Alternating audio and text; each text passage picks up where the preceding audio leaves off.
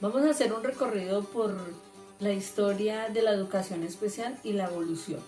Cómo poco a poco la educación especial ha venido evolucionando. Empecemos con Mesopotamia. Todo lo que sucede allí es una cosa muy cruel para los niños. Cuando se hacían unas prácticas como el infanticidio, todo porque nacían los niños con deficiencias mentales. Entonces todo esto llevaba a que esta sociedad no los aceptara, a que en esta sociedad no hubiese espacio para ellos. Pero ¿qué pasa cuando no hay espacio para ellos?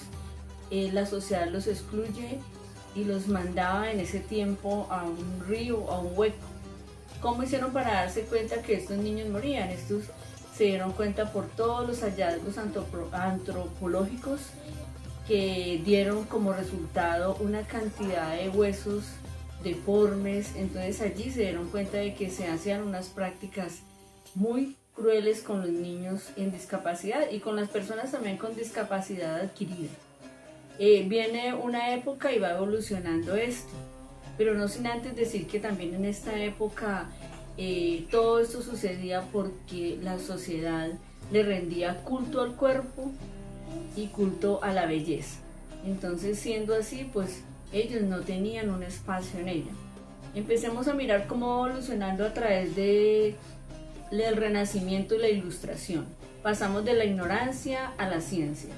¿Qué pasa? En la ciencia ya empiezan a investigar, por ejemplo, patologías como la epilepsia. Esa patología que era considerada un demonio, hoy en esa época se considera ya diferente, va cambiando. La epilepsia es considerada una patología. Y así ha venido evolucionando la historia y empiezan personajes a ser parte de esta y a dar luz a los niños, a dar sentido a la vida, porque empieza una educación a esa deficiencia que ellos tenían. Por ejemplo, la deficiencia de los sordos. Empezamos con Pedro Ponce de León. ¿Quién era Pedro Ponce de León?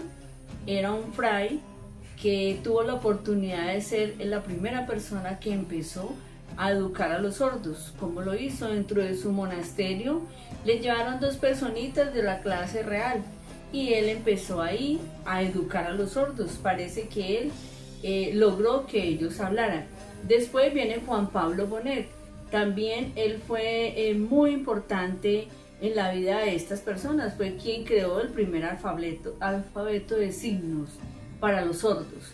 Esto fue de gran importancia porque ellos empiezan una educación muy importante y empiezan a incursionar en la vida de la sociedad. Viene Charles Michel, era un religioso, un francés que también hizo unos aportes muy importantes a la vida de estas personitas. También empecemos a mirar qué pasó con las personas con discapacidad visual. Las personas con discapacidad visual también empezaron a tener oportunidad en su vida. Empezamos con George Phillips Hardenberg. Él fue considerado sabio, fue uno de los primeros que empezó con la educación para ciegos. Creó la tablilla de cera. Esta tablilla fue de gran importancia para ellos porque aquí se inicia a través del tacto, empiezan y tienen ellos la oportunidad de ir leyendo. También estaba Letty Harvey, Charles Barbie.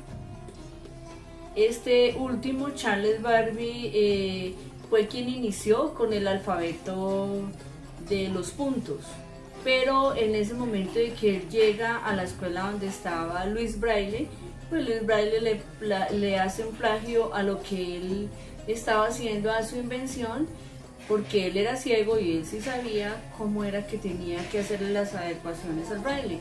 Este braille inició a través de 6 puntos.